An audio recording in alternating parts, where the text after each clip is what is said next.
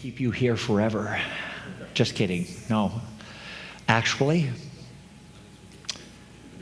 I'd like to open up for a moment to another holiday that is happening right at this moment. It's actually the 7th candle of Hanukkah. Did you know that? Representation of forgiveness. The 7th candle I have up here, the Hanukkah, it's a bit different than the menorah that you usually see, the 7. But this one's of 9, and center is Shamash, the sun candle, or the one that lights all of them. Direct reference to the words of Jesus, actually. On the dedication, Jesus said, I am the light of the world. On that day, if you'll notice in the text. And since we go to number 7, it goes 1, 2, 3, 4, 5, 6. So right now, this one's lit, just barely. And tomorrow, or should I say at sunset, number 8 will be lit.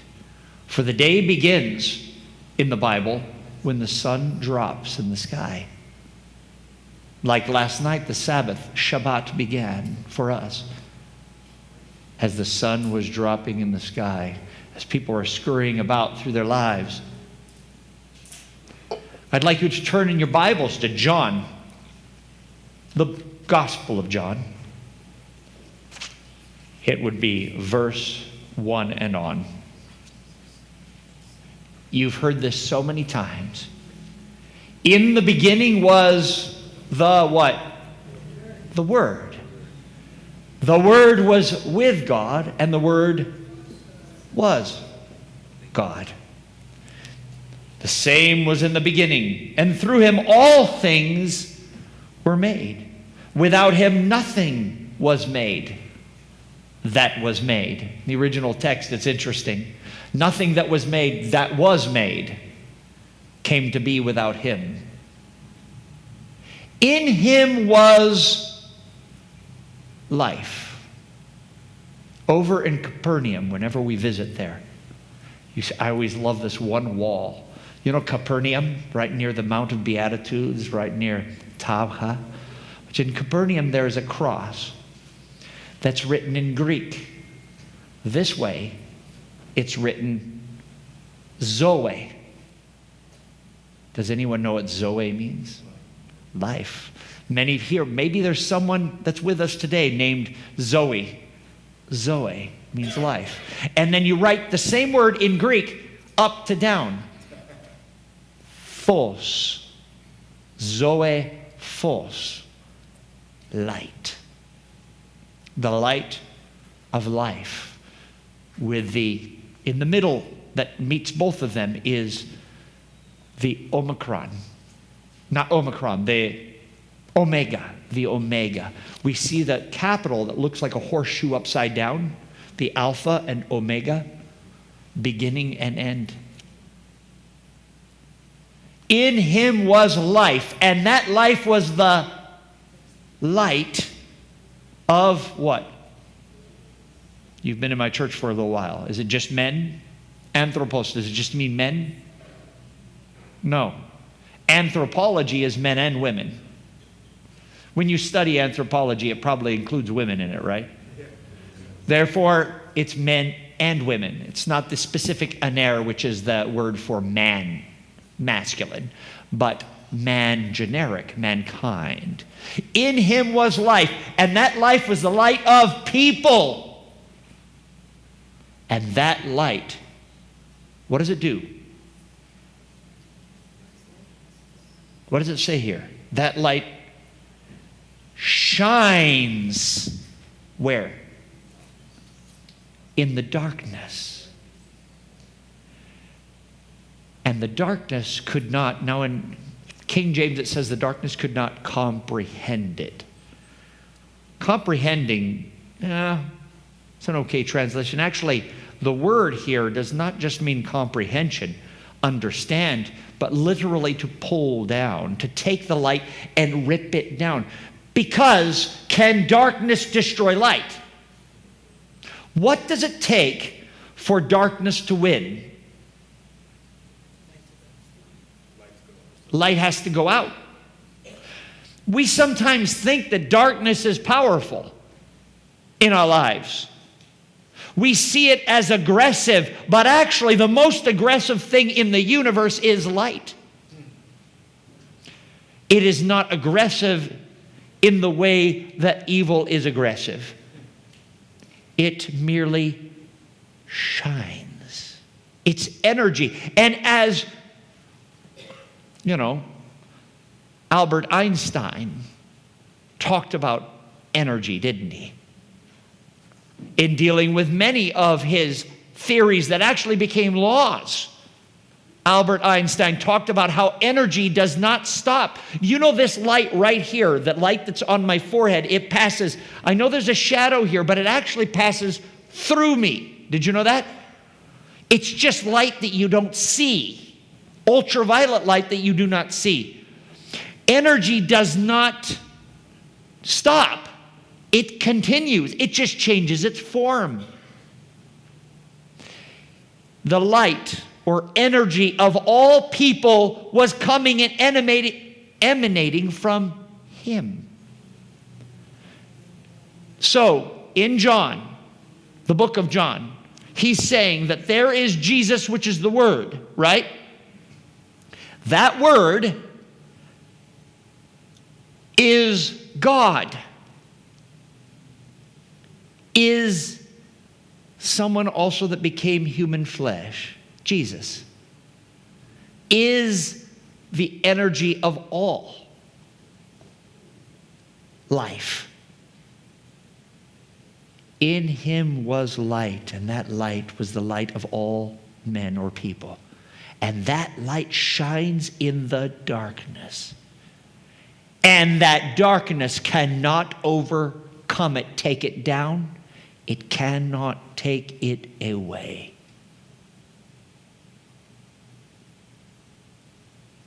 In this world, we believe the darkness can win, don't we? We see evil, and we become discouraged and angry. We see destruction. Thank you, Jarvis, by the way. It was beautiful. And in our lives, we fall to this darkness.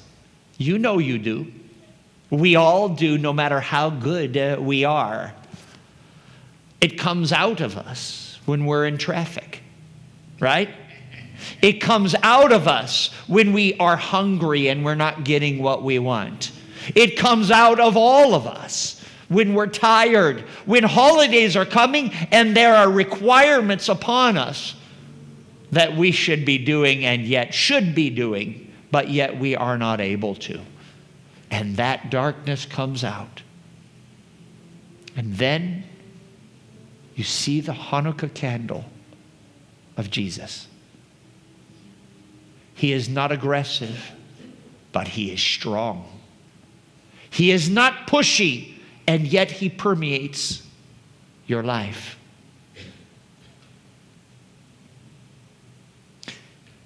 You know, in your life, you may feel sometimes that darkness where he's not there, that vacuum in your life you sometimes feel. Do you ever felt like that where you're praying and it seems like your words are moving? You think words are coming out. You think God's listening, but he's not there and they bounce when they hit the ceiling. Have you had that before? Where the ceiling is iron and it bounces back at you and he's not listening, you think. I want to tell you that when you feel that feeling in your life, the reason why you feel it is because God is awakening you to your need for him. He wants you to search him out. Are you hearing me? When you feel that your prayers are bouncing at your ceiling, know that he is closer than you knew.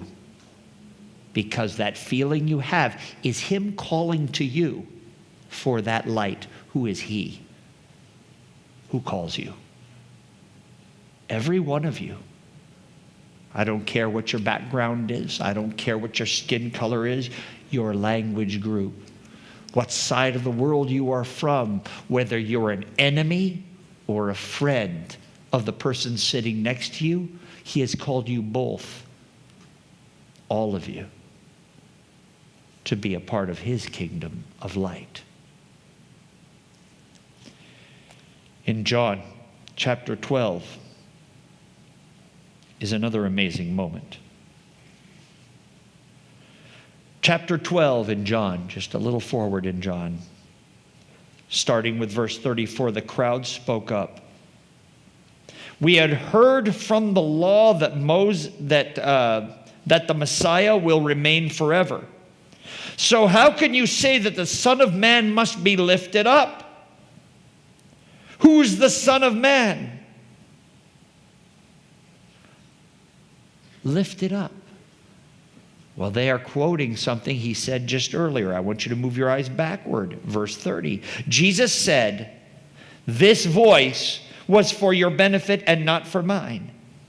Now the time of judgment is on this world, and now the prince of this world will be driven out.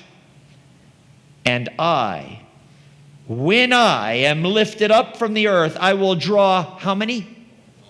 All to me. Now we move down to verse 35. You're going to have the light just a while longer with you. While you have the light, before darkness overtakes you. Whoever walks in the dark does not know where he or she is going. Believe in the light while you have the light, so that you may become children of the light. Christmas time has a lot of lights, doesn't it? We talked about the seventh candle, Hanukkah. We have fos here, a light here. I don't have it lit right now. I'd love to light it up, but I just don't want to set the place on fire right now. But light is seen all around us. When you're driving down the roads, you can see the houses, the lights, the colors, the green and the red and the blue and the yellow.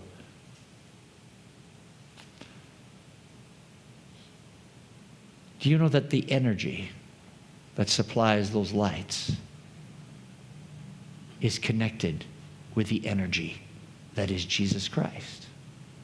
According to the text, all light. It is a parable of who he is in your life. The question is what wattage are you of a light? You know, wattage has to do with same amount of power that powers one to the other, but the wattage is how it cycles, you know? Some lights are like a wattage that's much higher, a higher Kelvin value maybe. Have you had a cold light which is like too high and it's almost like the Arctic? You know, that light that's like 6,000 kelvins, or maybe you go down to 2,700, which is more warm light, more like the lights in the back here. But these kelvins are about 4,000. They're more bright, white light. Each one of us have a light that emits from us, from Jesus.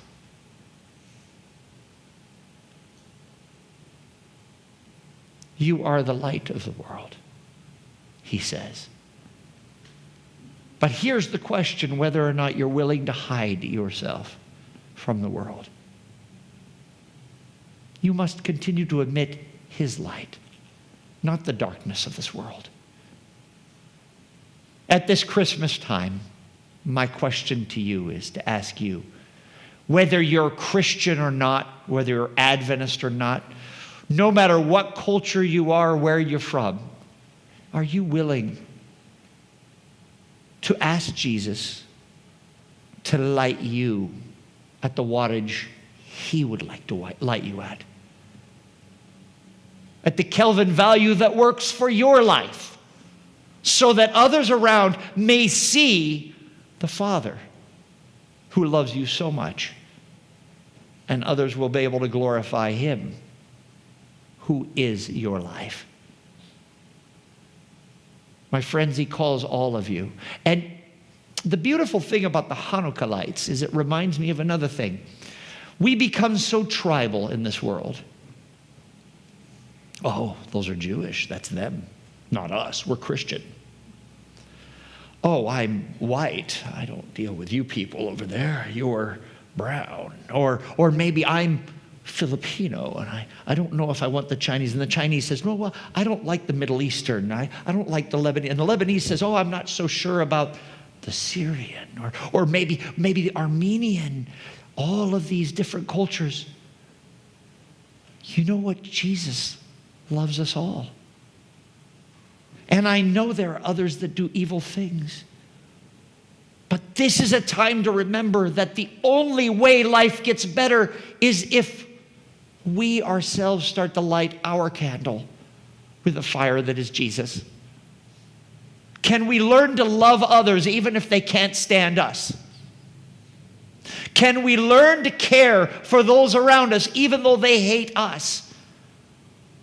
Can we learn to turn that other cheek? It doesn't mean to lay down and let yourself be beaten up. It means to be strong and loving to others. However that works for you. But allow Jesus to be central to it. In this Merry Christmas, I pray. This is Christmas Eve. This is a time over in Europe. Our family does the European thing, you know. We always celebrate it on Christmas Eve. Christmas Day is fine. That's, you know, you can do the socks and, you know, the little stockings and whatever. But our family always did it as the sun was going down on Christmas Eve. Or actually sometimes way later, right, JD and James? The gifts, it's like, can we just open the presents? No, we have to do this. We have to do this. We have to do that. Can I stop with all the food? Yeah, midnight. There you go. That's the real European. Yeah, Fritz. We miss Fritz, by the way. And I know when it comes to our family here, who here has had a difficult year this year? Raise your hand. I know this year's been hard for many of you. Not just large, but family. There has been people who've lost relatives and friends and have dealt with sicknesses and pain and suffering. My mother-in-law right now is going to the ER, you know, and we are reminded of our family and how much we love them, and we ask God to be with them. But yet at the same time, Jesus experienced that with us. As I said last week, he went through the stinky, disgusting process of birth as a child. When I say disgusting, I know it's beautiful, but it is kind of disgusting being born into a place where there's animals, right? And all of that. He came in with a smell of perhaps manure around into our world. And our world received him not. But to those who did receive him, he gave the right to become children of God. Not children by natural descent or husband's will, but children of God by God's will. This Christmas, never forget, as any of the gifts you give or perhaps receive, or maybe if you don't receive anything you receive is a gift. Think of the gift of Jesus for you. He loves you so much. And one day, we're going to have a real Christmas Eve.